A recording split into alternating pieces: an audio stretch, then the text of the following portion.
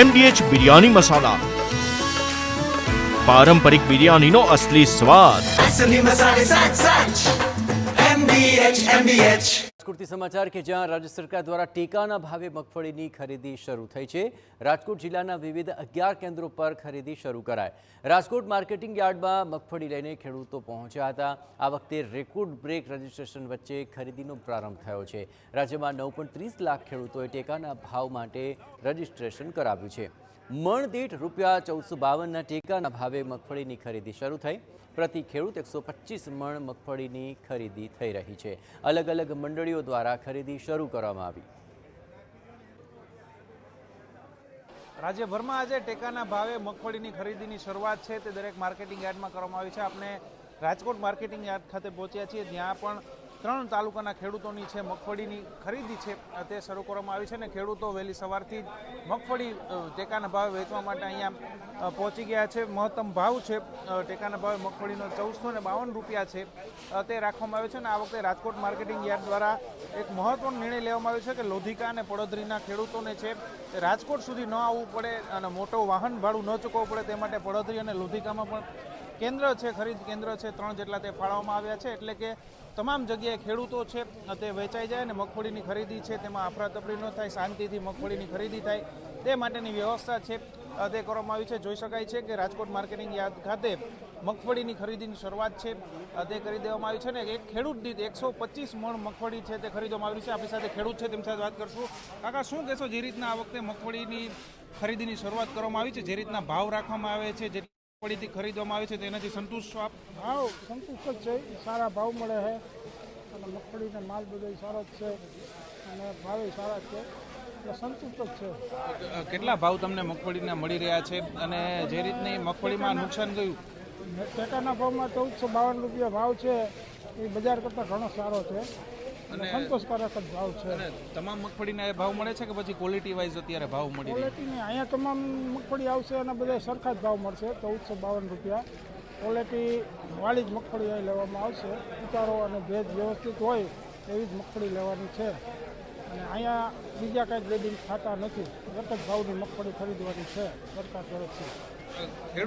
ખેડૂત દીઠ જે 125 મણ મગફળીની નક્કી કરવામાં આવી છે તે બરાબર છે કે પછી થોડીક વધારે લેવી જોઈએ? થોડીક વધારે લેવી જોઈએ, પણ મોણની સાલ અરજી વધારે પડી છે એટલે ગોડાઉનની નાની વ્યવસ્થા પૂરી ન થવાથી એટલો કાપેલી છે। આ મગફળીની ખરીદીનો ભાવ છે તે કદાચ માવઠું થયું હોય પહેલા જ નક્કી કરી દેવામાં આવ્યો હશે, તો માવઠું થયા બાદ આ ભાવ કંઈ વધારવો જોઈએ એવું કંઈ નથી લાગતું? ના, એવું કંઈ વધારે મળે નહીં, આથી આ ભાવ સંતોષકારક છે અને પલળેલી મગફળી તો આનાથી નબળી આવવાની ને, આ તો સારી ક્વોલિટીની મગફળી છે, પલળેલી તો હજી નબળી આવશે, છતાં એ લેવાના જ છે ને, એટલે એ સંતોષકારક જ છે, એમાં કાંઈ દિગ્ગજ જેવું નથી એમ ખેડૂત માટે। બિલકુલ, આપનું શું માનવું છે કે ખેડૂત તરીકે જે રીતના મગફળી ખરીદી છે, શું કહેશો પહેલા, આ જે રીતના મગફળીની ખરીદી કરવામાં આવી રહી છે આપ સંતુષ્ટ છો? આ જે રીતના ચાલી રહી સંતોષ, કાંઈ ઘટે નહીં। ₹1452 જે ભાવ છે એ ટેકાના ભાવે મગફળી જે ખરીદવામાં 125 મણ લેવામાં આવી રહી છે પ્રતિ ખેડૂત, આ બરોબર છે કે થોડું વધારે હોવું જોઈએ? આમ થોડુંક ઓછું છે, પણ અત્યારે આ ચાલુ સરકારે કરી દીધું એ બહુ સારું કહેવાય, 125 મણ લેખે। અને મગફળીની ક્વોલિટી થોડીક આ વખતે માવઠાના કારણે થોડી ઘણી થઈ હશે, તો એના કારણે કઈ ઓછા ભાવ કે પછી ₹1452 જ આપવામાં આવે? ના, એના કારણે એવું ન હોય સાહેબ, એનું આપણે અહીંયા ઉતારો કાઢવાનો આવે, ભેજ આવે, પલ્લેલી હોય કે ન હોય, એને તો દાણાથી મતલબ હોય ને, કાળી પડી ગઈ ધોરી હોય એવું ક્વોલિટીનું ન હોય। બિલકુલ, એટલે અત્યારે જે રીતના યાર્ડોમાં થઈ રહ્યું છે ખેડૂતો સંતુષ્ટ છે? હા, અત્યારે આ ટેકાના ભાવ થઈ ગયો ખેડૂત, યાર્ડમાં તો ખેડૂત સંતુષ્ટ ન હોય, ₹400 ભાવ ઓછો મળે છે। કેમ યાર્ડમાં જ કેમ ખેડૂતોને આવવું પડે છે?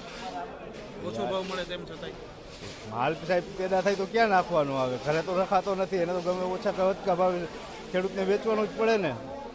બિલકુલ, તો જે રીતના ખેડૂતો છે તે ક્યાંક ને ક્યાંક કહી રહ્યા છે કે અત્યારે જે ચાલી રહ્યું છે તેનાથી થોડા મહત્વ અંશે ખેડૂતો છે સંતુષ્ટ છે, પરંતુ થોડી જો 125 મણ કરતાં વધારે હજુ ખરીદી કરવામાં આવે તો ખેડૂતોને વધારે રાહત થાય એવું ખેડૂતોનું માનવું છે। રોનક મજીઠિયા, TV9 રાજકોટ। જે ખેડૂતોને SMS કરવામાં આવ્યા છે તે ખરીદ કેન્દ્રો પર પહોંચ્યા છે। ખરીદ કેન્દ્રો પર CCTV પણ લગાવવામાં આવ્યા છે। તો આ વખતે ખેડૂતોને હાલાકી ન પડે તે માટે જિલ્લામાં કેટલાક વિશેષ આયોજન પણ હાથ ધરાયા છે। એક હકારાત્મક અભિગમ અમે અપનાવ્યો છે। પડદરીના ખેડૂતોને પડદરી ખાતે 3 કેન્દ્રો ફાળવી અને ત્યાં જ ટેકાની ખરીદી ચાલુ કરવામાં આવી છે. એવી જ રીતે લોધિકા તાલુકાને લોધિકા ખાતે 2 કેન્દ્રો આપી અને ત્યાં ખરીદી, જેથી ખેડૂતોને પોતાના વાહનમાં માલ લઈને આવે અને એને ખોટા ભાડા ચૂકવવા ન પડે, એટલે એમનું ભાડું બચે. રાજકોટમાં જસદણ માર્કેટિંગ યાર્ડમાં ટેકાના ભાવે મગફળીની ખરીદી થઈ, જ્યાં જસદણ તાલુકામાં 22,500 ખેડૂતોએ ટેકાના ભાવ માટે રજીસ્ટ્રેશન કરાવ્યું છે. માર્કેટિંગ યાર્ડમાં દરરોજ 400 થી 500 ખેડૂતો મગફળી વેચી શકે તેવી વ્યવસ્થા છે. ખેડૂતોને તકલીફ ન પડે તે માટે એજન્સી દ્વારા વિશેષ વ્યવસ્થા કરાઈ છે. જણાવ્યા મુજબ મગફળી લઈને ટાઈમ ટુ ટાઈમ પહોંચી ગયા છે. અહીંયા બધી વ્યવસ્થા સારી છે, બધી વ્યવસ્થા છે અને કોઈ પ્રોબ્લેમ નથી અને સરકારશ્રી તરફથી ભાવ સારો મળે છે અને યાર્ડમાં અત્યારે ઓછો ભાવ છે, એની કરતાં ગવર્મેન્ટ ખરીદી કરે છે એમાં સારો ભાવ છે અને બધાને મગફળી પલળી ગઈ છે, પણ તોય એજન્સી બધી સારી રીતના વ્યવસ્થિત ખરીદી કરશે એવી આશા છે. કે જસદણ તાલુકાના કોઈ પણ ખેડૂતને કોઈ પણ જાતની મુશ્કેલી પડવા નહીં દે, કારણ કે અને અમે આયોજન એવડું કર્યું છે, અમારે 35નો તો ખાલી સ્ટાફ છે, અમારો ઓફિસ સ્ટાફ છે કે જે લોકો વ્યવસ્થા ગોઠવા મળે છે અને 600 થી 700 મજૂરો આવી ગયેલ છે. એટલે અમારું ભવિષ્યનું આયોજન એવું છે કે રોજના 500 ખેડૂતો એક દિવસમાં આવે બોલાવી અને રોજ 500 ખેડૂતોની મગફળી જોખાઈ જાય, એટલે જે કંઈ રજીસ્ટ્રેશન છે અને ખેડૂતને મગફળી જોખાઈ જાય એટલે વહેલાહાર ખેડૂતના ખાતામાં પૈસા આવે. ઉલ્લેખનીય છે કે આજથી મગફળી સાથે મગ, અડદ અને સોયાબીનની પણ ટેકાના ભાવે ખરીદી થઈ રહી છે. મગફળીના ટેકાના ભાવમાં ₹480 પ્રતિ ક્વિન્ટલનો વધારો થયો છે, તો સોયાબીનમાં પ્રતિ ક્વિન્ટલ ₹436 અને અડદમાં ₹400નો વધારો થયો છે.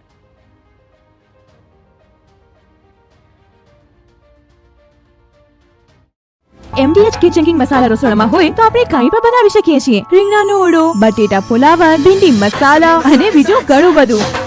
MDH